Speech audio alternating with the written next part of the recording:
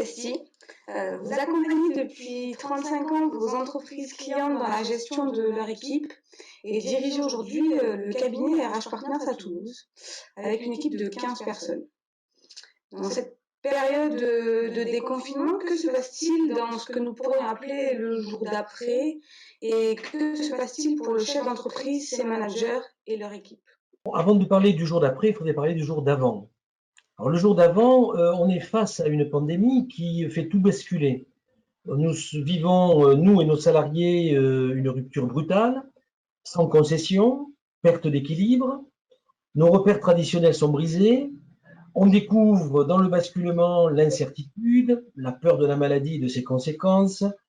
On trouve dans la promiscuité familiale l'éloignement professionnel, voire l'isolement, voire le repli. Donc le jour d'avant, rappelons-nous, le jour d'avant-hier, on était pétri de certitudes dans la rationalité, avec des ambitions très fortes, et d'un coup, on bascule dans l'inconnu, crise sociale, crise économique, peut-être crise sociétale.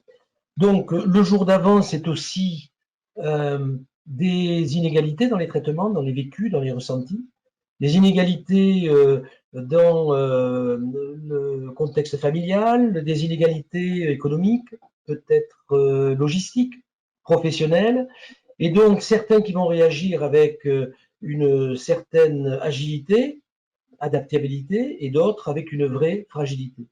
Ce qui veut dire que certains vont profiter de ce moment pour faire de l'introspection et se bâtir ou se reconstruire pour autre chose ou des choses différemment, et d'autres vont glisser lentement dans un état de déstructuration, si on peut dire.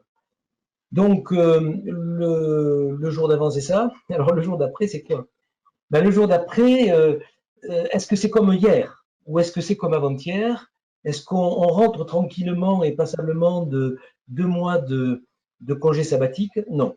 Le jour d'avant est véritablement très différent de ce qu'on va vivre. D'accord. Donc, il est nécessaire d'avoir de ce fait un sas, c'est ça?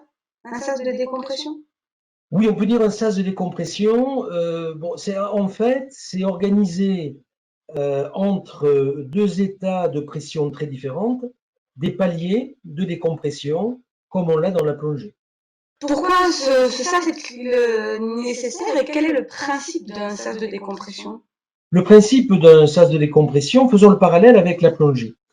À 20 mètres de profondeur, un plongeur est soumis à une pression atmosphérique qui est 3 fois supérieure à la pression atmosphérique de la surface. Ce qui veut dire que s'il remonte à la surface de façon trop rapide, les poumons n'ont pas le temps d'absorber le surplus d'azote inhalé dans la profondeur et donc qui est disproportionné par rapport aux besoins du corps. Et pour cela, eh bien, on organise un ou des paliers de décompression de façon à ce que le corps se réhabitue à la situation nouvelle. Et bien, comme le corps, le cerveau a besoin de se réaccoutumer à un rythme, à une organisation, à des règles, à des process qui sont en place, à un management qui cette fois-ci est présent, et globalement à une vie sociale.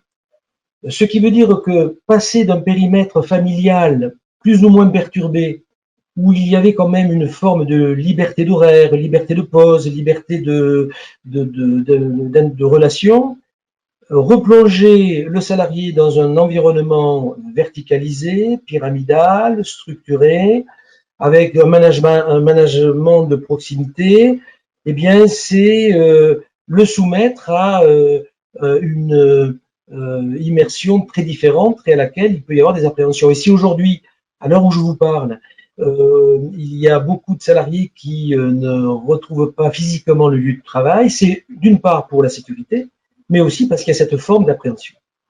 Donc, concrètement, comment fonctionne ce sas de décompression et quels sont ses objectifs? Alors, d'abord, l'objectif du sas de décompression, c'est de reconstruire collectivement une cohésion d'équipe. C'est refabriquer les conditions d'une performance qu'on doit retrouver et réfléchir ensemble sur les réaménagements de la vie d'après.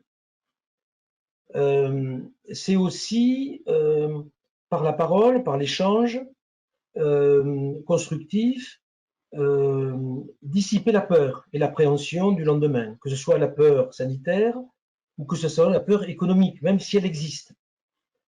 Alors, comment ça fonctionne? Ce que nous faisons chez nos clients, on est en train effectivement de le mettre en place.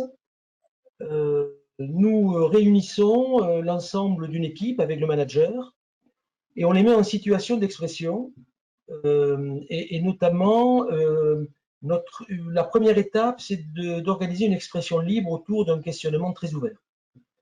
Par exemple, dans les questions, c'est quelles sont les préoccupations de chaque salarié dans le tour de table?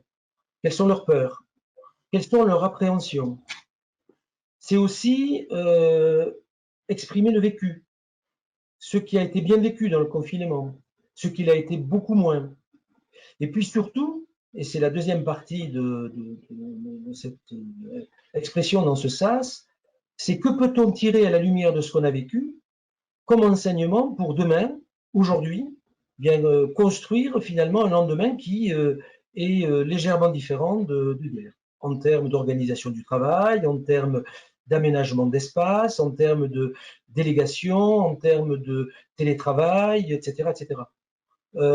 Donc il s'agit de mettre en place toutes les conditions pour qu'il n'y ait pas une crainte de l'avenir.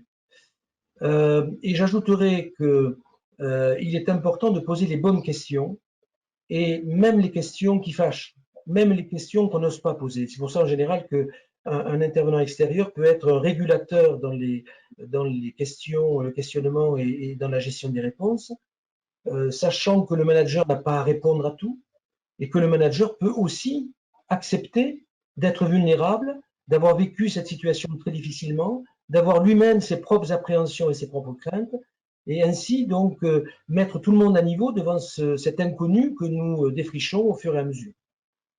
Mais si j'investis du temps dans un sas, quel gain puis-je en attendre? C'est déjà d'éviter le question de décompression.